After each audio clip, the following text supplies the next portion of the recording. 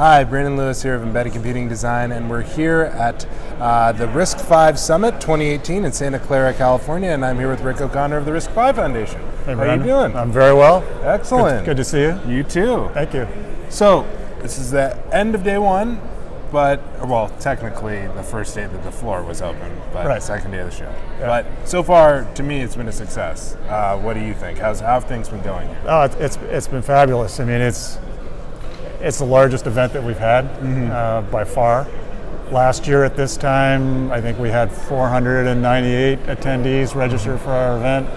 Or over 1,050, something like that, attendees. The keynotes this morning were full, as you saw. They were fantastic.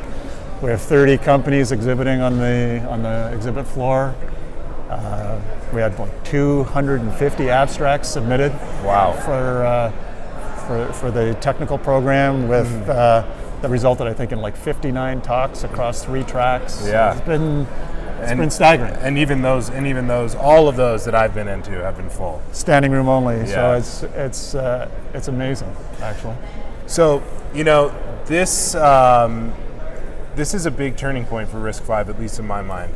There have been a lot of skeptics around RISC-V. There have been a lot of similar types of technologies that have come out over the years that for one reason or another haven't had the commercial type success that everybody's hoping for around RISC-V.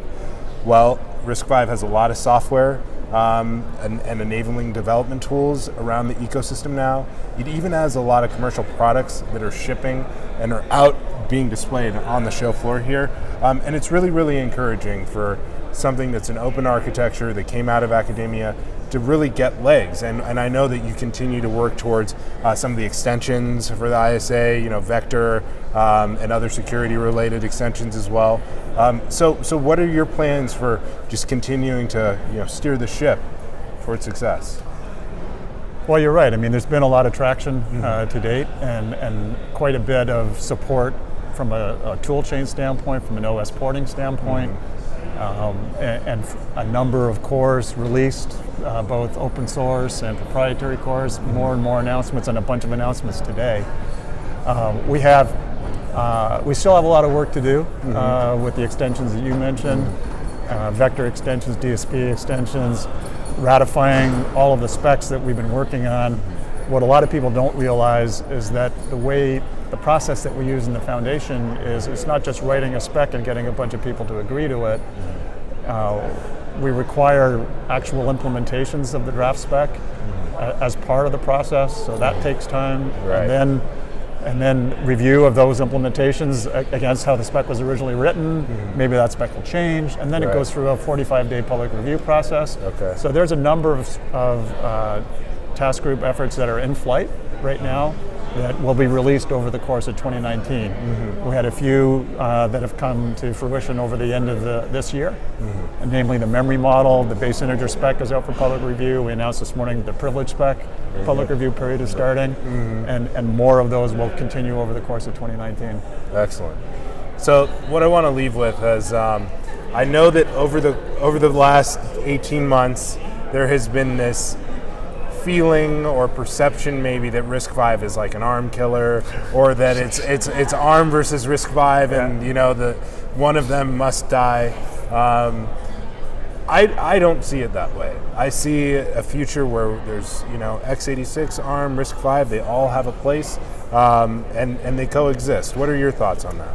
Oh, definitely. I mean, ARM technology, x86, all of the processor technology that we enjoy today are very important pieces of technology that has moved the industry forward in a significant way. Right? It's not an exclusive war. One must die if the other lives, kind of thing. Far from it. A good analogy is Linux as an open source operating system has not in any way, shape, or form killed off all proprietary operating systems. Far from it. Everything has continued to grow. We very much see that the time for an open source, free and open ISA in the industry has arrived. Yes. And I think the existence proof with the traction that we have in the ecosystem now would support that. And it's not at all at the detriment to something else must go away. Right. I mean, from my standpoint, it's one great big happy sandbox. All the kids are invited to play with the toys in the sandbox, and everyone's welcome. And we'll continue to hammer home that message. It's one big happy ecosystem. Very good. Well, let's keep growing the ecosystem. If you'd like to find out more about some of the trends driving RISC-V and just open architectures in general, keep an eye out on www.embedded-computing.com. I'm going to be writing on this in the next week or so. But the guy in the cool shirt is Rick O'Connor. He's heading up the RISC-V Foundation. I'm Brandon Lewis of Embedded Computing Design. Thanks for watching.